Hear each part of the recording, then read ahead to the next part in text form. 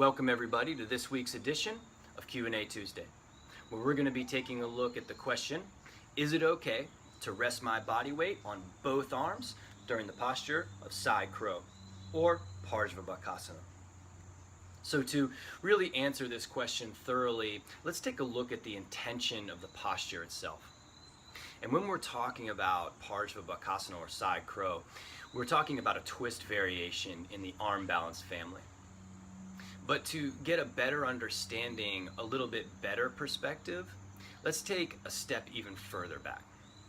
Twisting refers to the rotational movement of the spine. Rotating the spine along its axis has a ton of benefits. It's through this process of compression and release to the abdominal organs that we can help to flush toxins and allow for fresh, oxygenated, nutrient-rich blood to be absorbed and help improve overall organ health and function. It can aid in the digestive process, and it's that same process of compression and release applied to the roots of the spinal nerves that can lead to a regulatory effect on the central nervous system, particularly in the area of the sympathetic nervous system, which is primarily responsible for our fight or flight response regulation. Physically, as we age, muscles of the spine begin to shorten. Intervertebral discs begin to dry up, and the joints between our vertebrae begin to lose their viscosity. Consistently including twists in our practice helps to maintain length in the spinal muscles. It helps to stimulate hydration in the discs, and it promotes a healthier facet joint, or that space between the vertebrae. And while these are great benefits, remember that they come from moving in a safe and healthy way, within a safe range of motion. Range of motion comes in two forms: active, or how far we can move ourselves, and passive, where the muscles are relaxed and assistance is provided. So generally, there is greater range of motion in passive assistance. But primarily for today's purposes, we'll be focused more on active range of motion, though we will see how passive range of motion can come into play in a bit. So let's take a look at a healthy adult spine. In a healthy, average adult spine, active ranges of motion in the cervical spine or the neck can be seen about 80 degrees. In the thoracic spine, about 40 degrees. And in the lumbar spine, only about 5 to 10 degrees. And that varies between people, but those are average. This is particularly important to be mindful of, as twists really happen in two ways in our yoga practice. First, from a fixed lower body, fixed hips, fixed legs, where the upper body or torso, arms, head are free to rotate. The second is a fixed upper body, where the hips and legs are free to actively move. So for today's topic, we're going to address twists from a fixed shoulder girdle or a fixed upper body. And when we fix the shoulders, we really stabilize the cervical or neck and upper thoracic regions. So those regions of the spine in between the shoulder blades, middle upper back, and the neck spine. This allows us to focus on the lower or lumbar spine.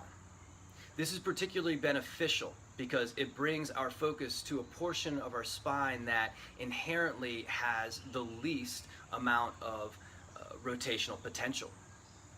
And as we age, mobility is decreased.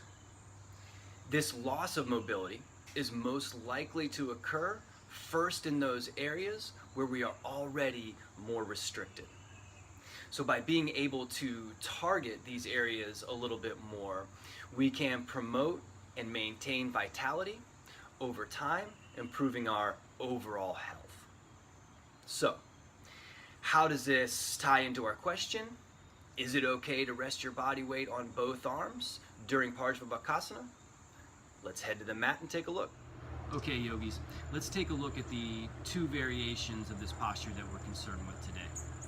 But before we do, let's talk about two actions that are really gonna keep us safe as we move into our twists. The first is gonna be strong legs.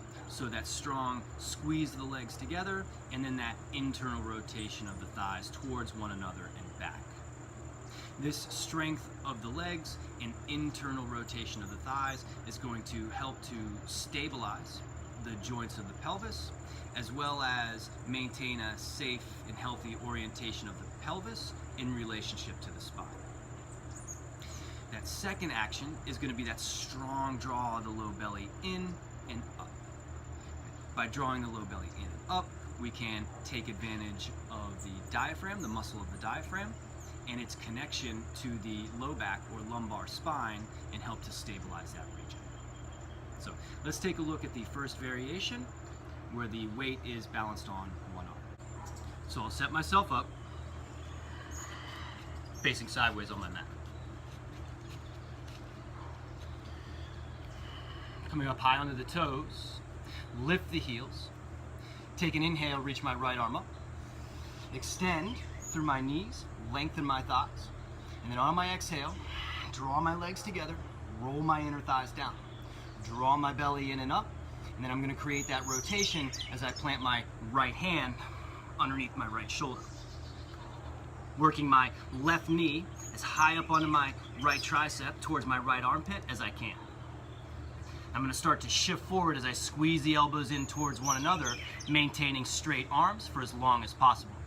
That way, I can start to shift my hips over top of my elbows, over top of my wrists.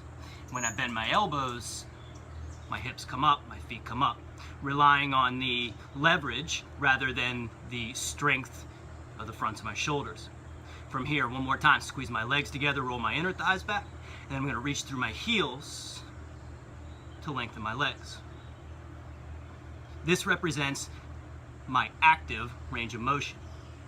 To get into some of that passive range of motion, I can start to lower my hips, lower my elbows a little bit, and bring some of that passive range of motion assistance as I deepen into my lumbar spine.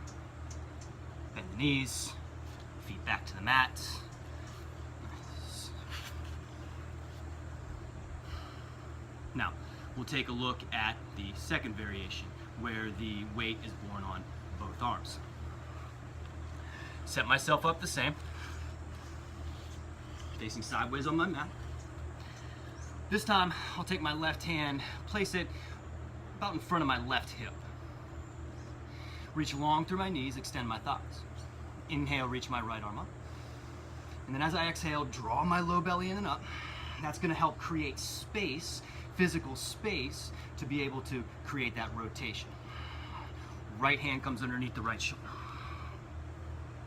Nice. Strong hands. Nice. Start to shift forward. Right. As far as I can with straight arms. This time my left hip is going to land on my left elbow, and then I'm going to bend my elbows to pick up my hips. Same thing. Squeeze the legs together, extend the legs, extend the feet. Here I have the same option. I'm representing my active range of motion to start to lower the hips a little bit by using the bottom leg and the leverage against my right elbow. Come back down. So, is it okay to rest your body weight on both arms? If your intention is to promote health and vitality in your spine over time, then the answer is yes.